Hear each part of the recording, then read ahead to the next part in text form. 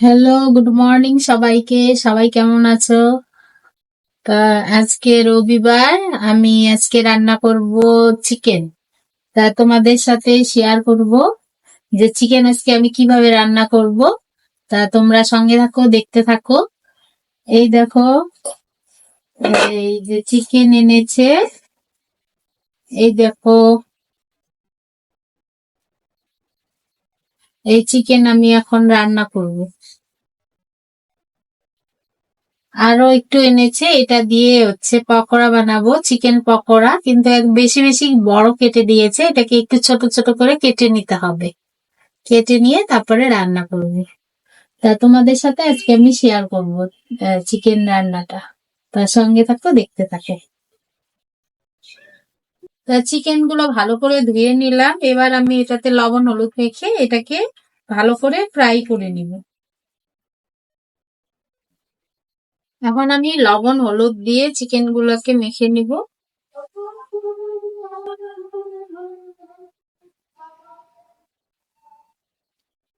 তারপরে এগুলোকে ভাজা করে নিব। চিকেন গুলোকে লবণ হলুদ মেখে নিলাম, এবার এটাকে ভাজা করব।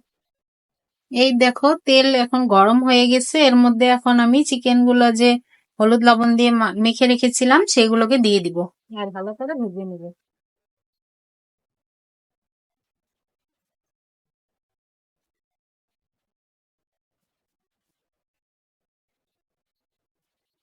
চিকেন গুলোকে ভালো করে ভাজতে হবে, তাহলে খেতে বেশি টেস্টি হবে।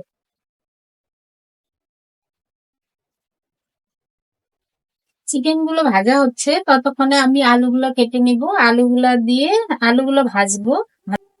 এখন আমি পেঁয়াজ গুলো কেটে নিচ্ছি।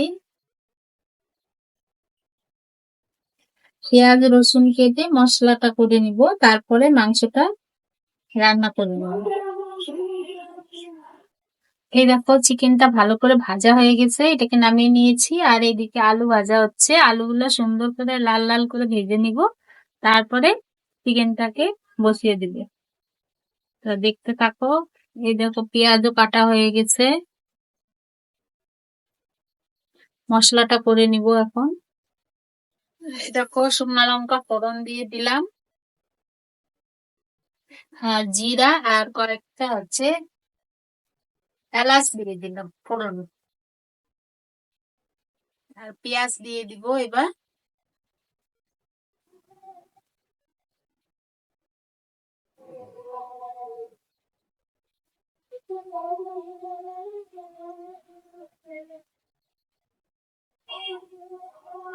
পেঁয়াজটা ভালো করে ভাজা হচ্ছে, সুন্দর করে লাল লাল করে ভাজতে হবে। আর এই দেখো, আমি মশলা করে নিয়েছি ভালো করে।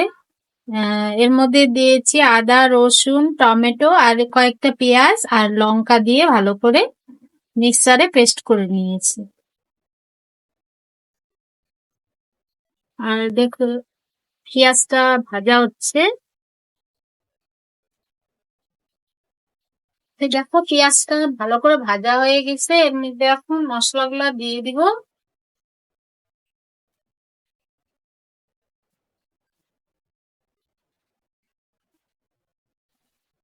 এখন দিয়ে দিব লবণ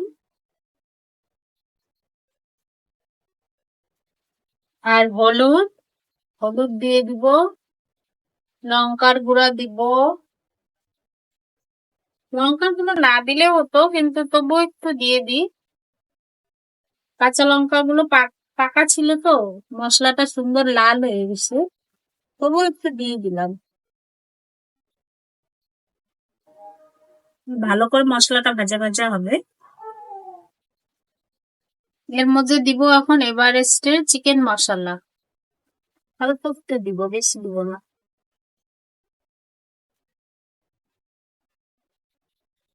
মশলাটা দিয়ে ভালো করে এটাকে নেড়ে নিব আর ভালো করে ভাজা হতে দিয়ে দিব।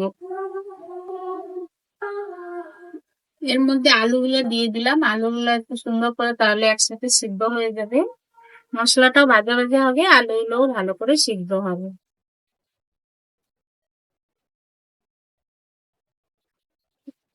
আমি এভাবে চিকেন রান্না করি, তোমরা কিভাবে চিকেন রান্না করো অবশ্যই কমেন্ট করে বলো।